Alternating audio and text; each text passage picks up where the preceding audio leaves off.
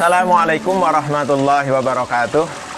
Alhamdulillahirabbil alamin wa bihi nasta'inu ala umurid dunya waddin.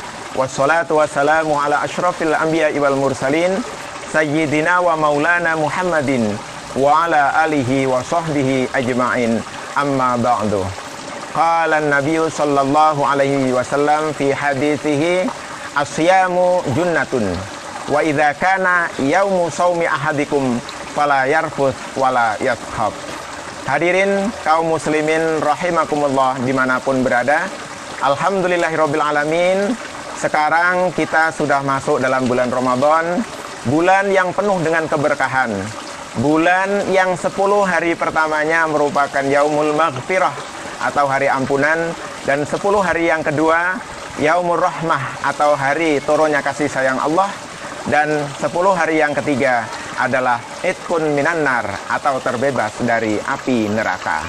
Hadirin kaum muslimin rahimakumullah dimanapun berada, dalam hadis di atas asyamu junnatun, yang artinya puasa adalah benteng. Lalu benteng dari apa, wahai pemirsa? Itu ada dua macam. Jadi benteng untuk dunia dan benteng untuk akhirat. Perisai untuk dunia dan perisai untuk akhirat. Untuk dunia, dengan berpuasa kita harus membentengi diri untuk menjaga supaya tidak berbohong, untuk menjaga supaya tidak marah, kemudian supaya tidak berkata yang tidak sopan.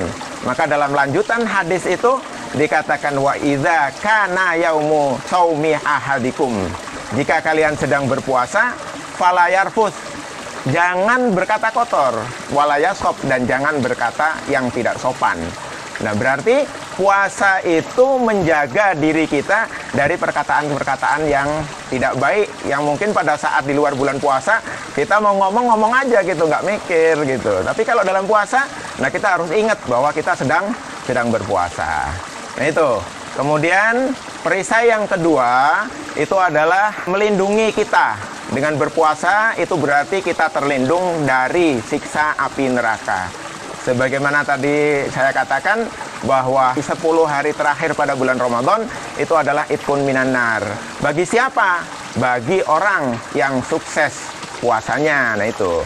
Hadirin kaum muslimin rahimakumullah. Maka perintah puasa ini, karena dia sebagai perisai, sebagai benteng yang sangat istimewa, makanya diperintah bagi orang yang beriman. Yang nggak beriman, maaf, nggak usah GR, iman aja enggak, kepada Allah dia nggak tahu, nggak percaya, kok GR mau ikut-ikutan puasa? Maaf, itu bukan bagian yang tidak beriman. Sebagaimana firman Allah Subhanahu wa taala dalam surat Al-Baqarah ayat 183, A'udzu billahi minasyaitonir rajim. Bismillahirrahmanirrahim. Ya ayyuhalladzina amanu. Hai orang-orang yang beriman. Ingat, panggilan hanya bagi orang yang beriman. Yang iman nggak usah GR ya. Nah itu. Kemudian kutiba alaikumusiyam.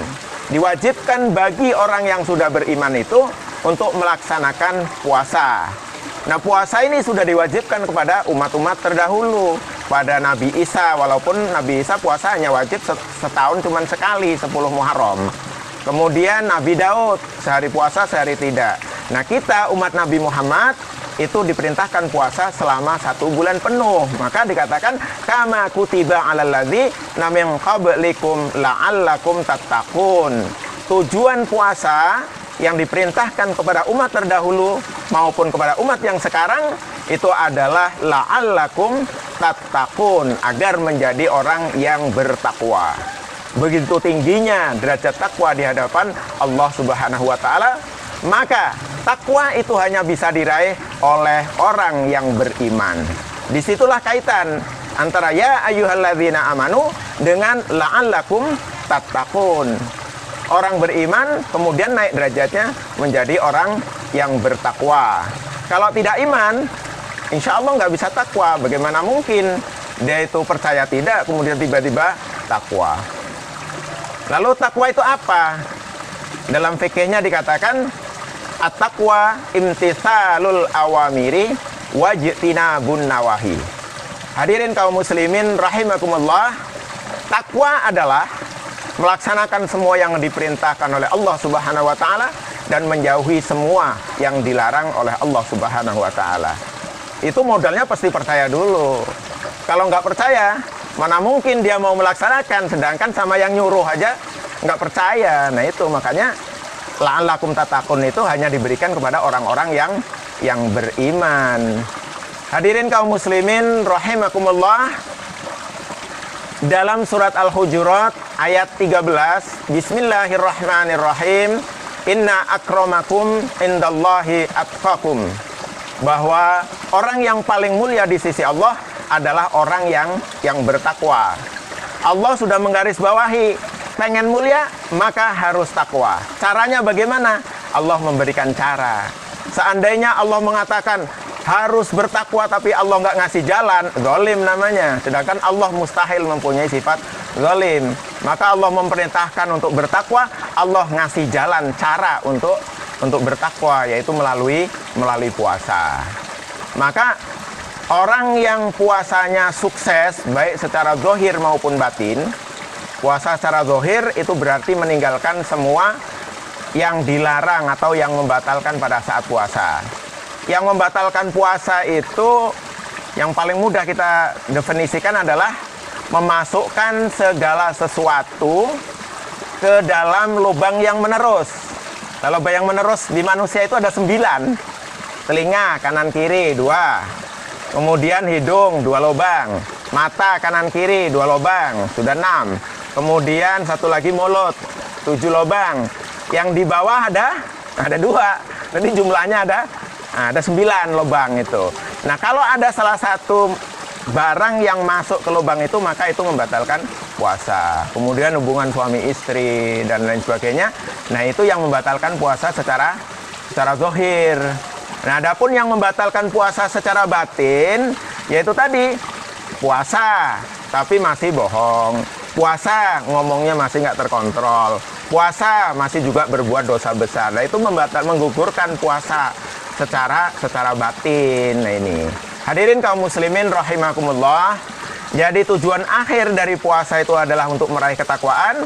Maka insya Allah kalau kita puasanya secara zahirnya kita dapatkan, secara batin kita dapatkan, maka sukses puasa, tujuan akhir menjadi orang yang bertakwa.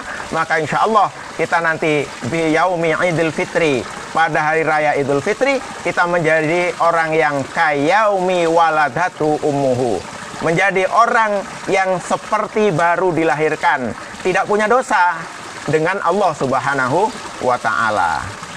Lalu tradisi kita di Indonesia, kemudian pada hari raya Idul Fitri itu bersalaman-salaman dengan tetangga, dengan kerabat, dengan teman-teman dan lain sebagainya. Itu dalam rangka menghilangkan dosa yang sesama manusia.